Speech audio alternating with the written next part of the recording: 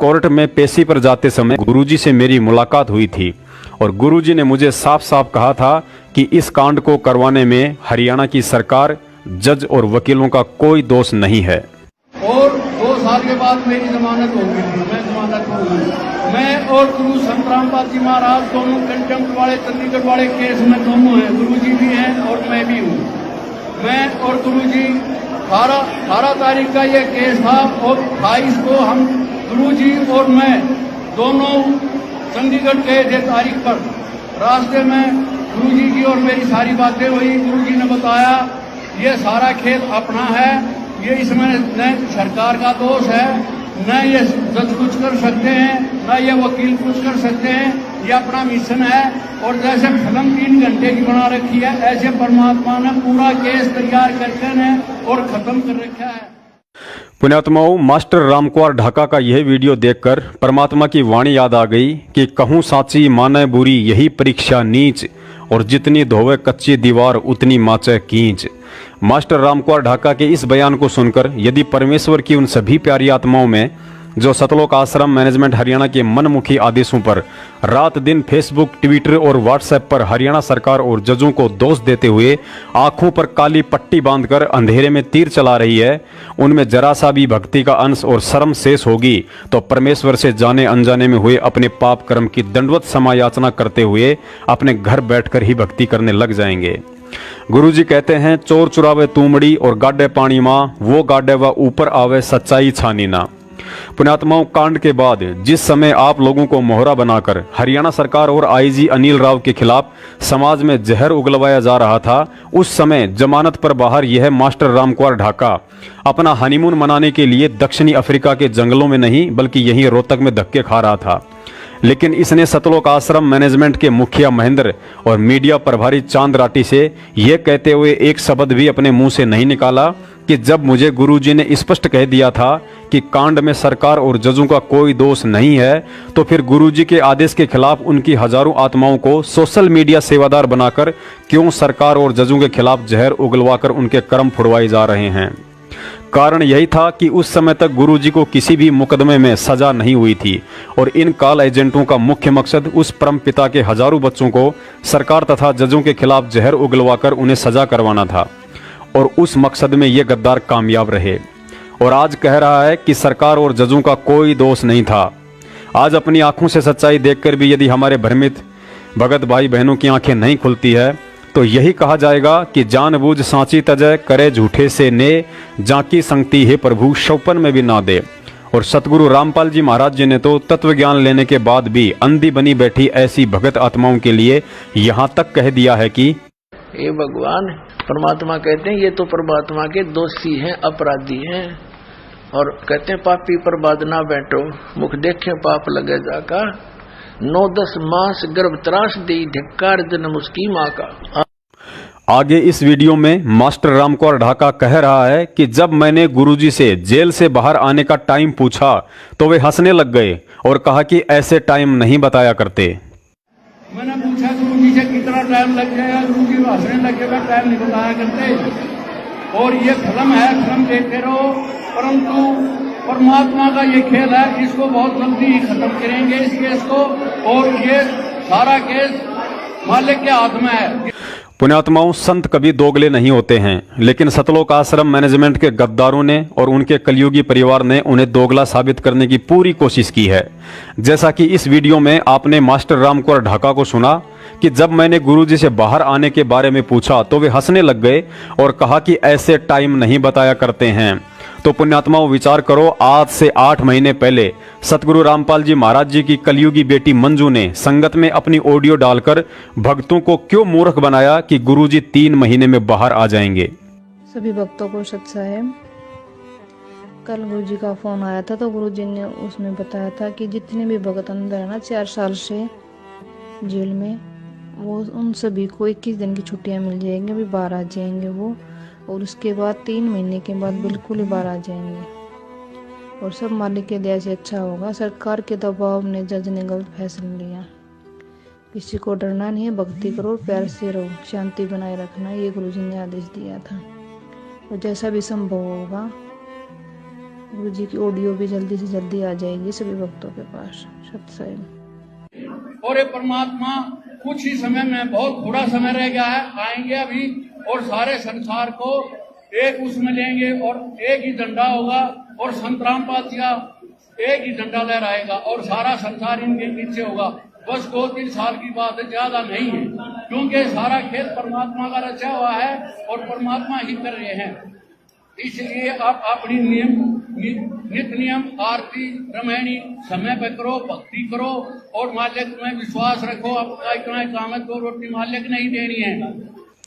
पुण्यात्माओं, आगे इस वीडियो में मास्टर रामकुमार ढाका अपने सामने बैठे अंध भक्तों को उपदेश देते हुए कह रहे हैं कि गुरुजी बहुत जल्दी ही बाहर आने वाले हैं, मुश्किल से 2 या 3 साल में ही आ जाएंगे।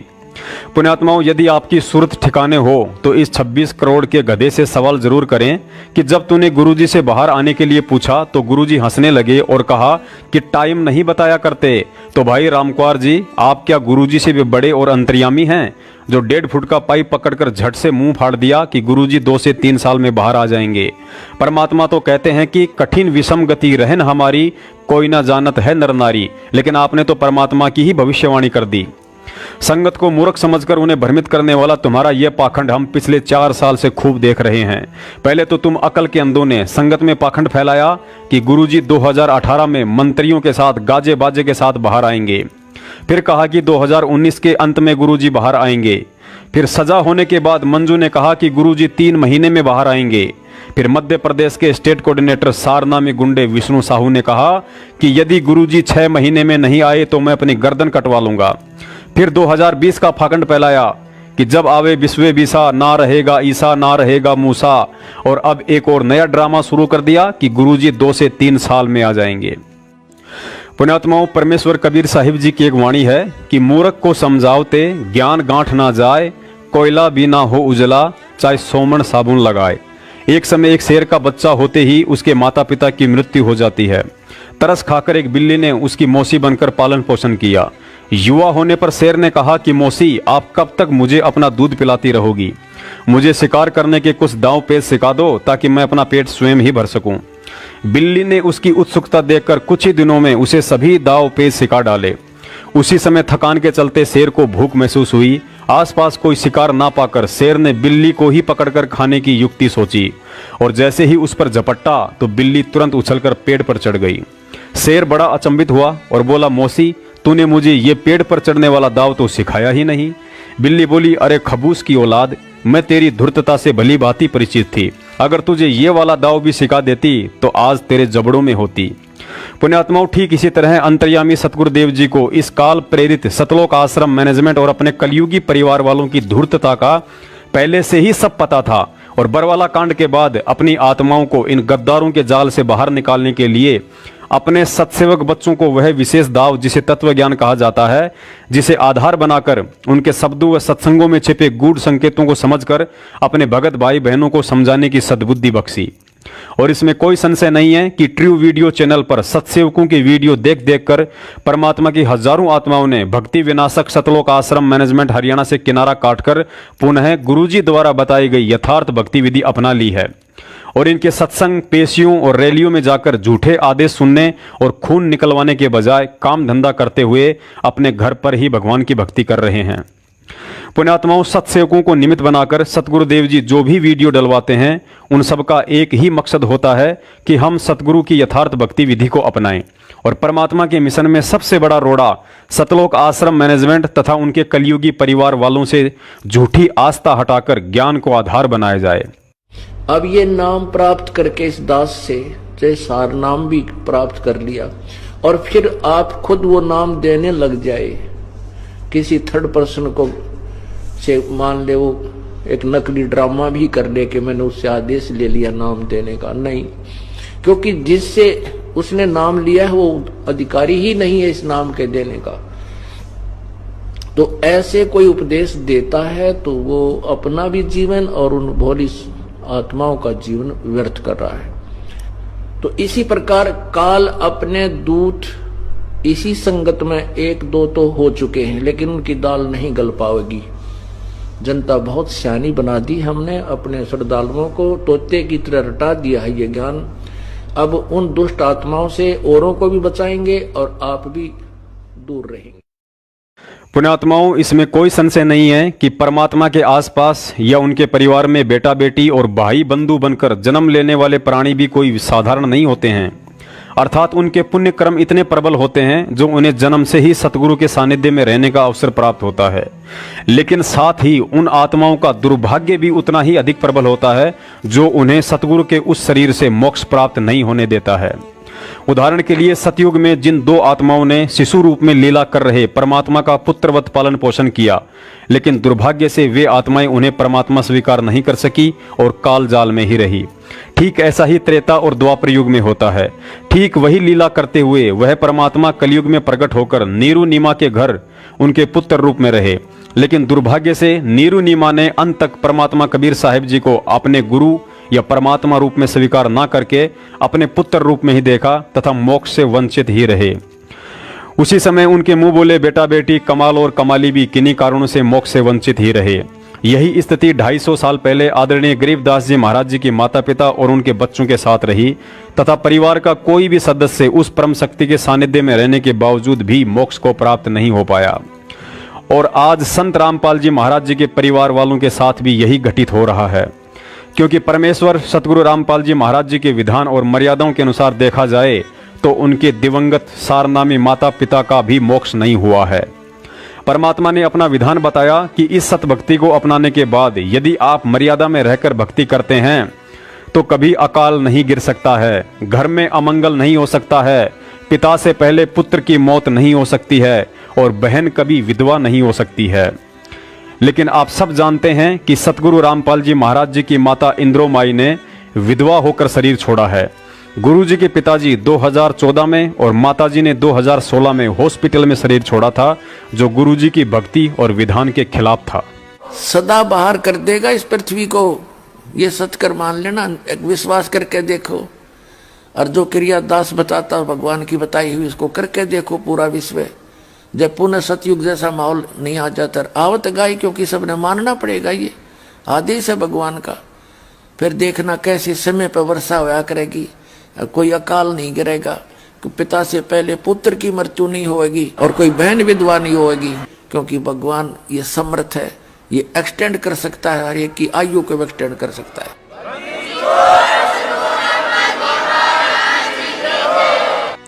पुण्यात्माओं, यह बात सुनकर आपके मन में शंका नहीं बल्कि पहले से अधिक दृढ़ता और मन में डर पैदा हो जाना चाहिए और ये विचार करना चाहिए कि आखिर संत रामपाल जी महाराज जी के माता पिता बनकर भक्ति कर रही उन आत्माओं से ऐसी कौन सी गलती बन गई जो समर्थ परमात्मा ने उनका भी मोक्ष नहीं किया।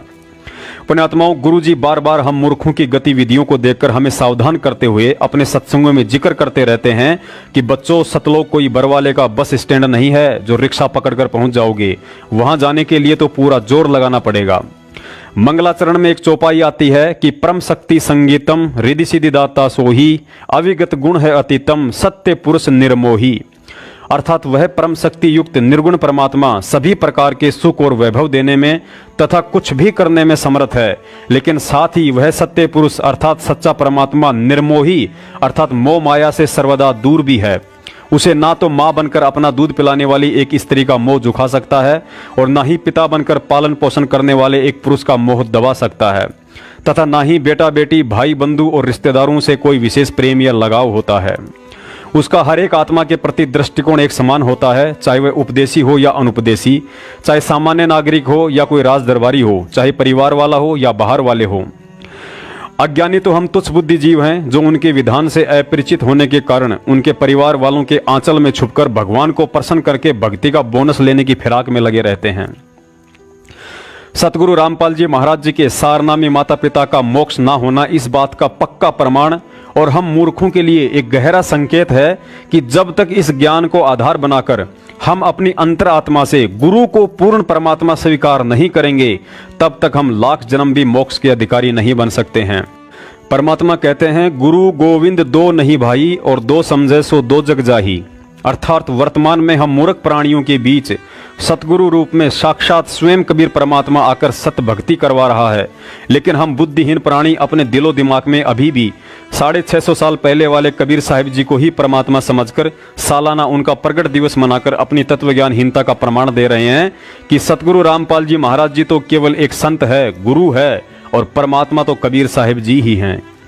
गुरु जी ने रात दिन 18-18 घंटे जाग कर हमें इन अनमोल सत्संगों को दाएं कान से सुनकर बाएं कान से बाहर फेंकने के लिए नहीं, बल्कि हमारे दिलो दिमाग में यह दृढ़ विश्वास बैठाने के लिए सुनाए थे कि हु इज रामपाल,